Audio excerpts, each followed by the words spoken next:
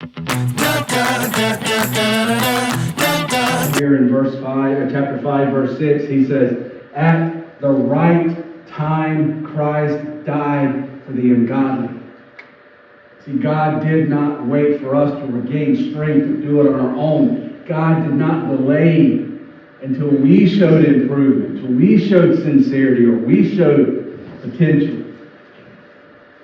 God acted when rescue was our only hope.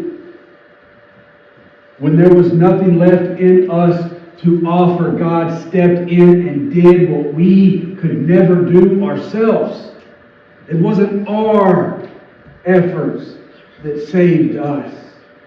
It was nothing that we could do. When it comes to salvation, we bring nothing to the table. But we have God's mercy and God's grace. And you see, this kind of, it goes against everything in us that we may think, right? We want to believe that we met God halfway.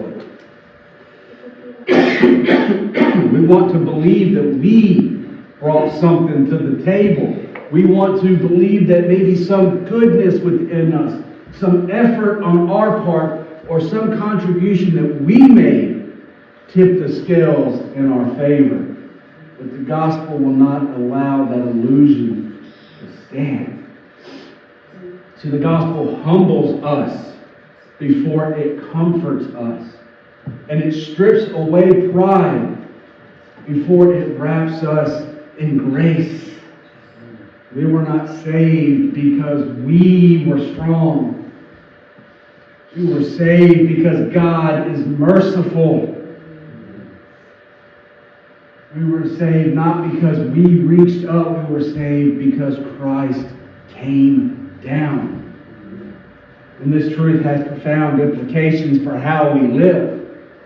See, today many believers live exhausted because they are trying to prove that they are no longer helpless. Christ gave me strength to be saved, but I got the strength within me to walk the Christian life on my own. Right? We think we have to use our own strength in the Christian walk as well. People may try to hide their weakness in prayer. They may feel ashamed when faith feels fragile. They assume that grace was necessary at conversion, but now it's only our strength that's required. We can walk the Christian life on our own strength. They believe that God tolerated their dependence on Him at the beginning, but now we feel that God expects us to do it all on our own. Paul says otherwise. See, the same love that reached you in your helplessness is the same love that sustains you on this walk and sustains you even in times of weakness. You see, you don't graduate from grace. You don't outgrow dependence upon God. God is not disappointed by your weakness. He invites you to lean on Him. Your need for Him doesn't repel Him. It draws Him near.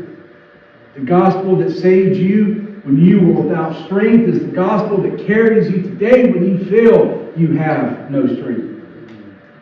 To live by grace, it's not to deny weakness, but it is to bring it honestly before God.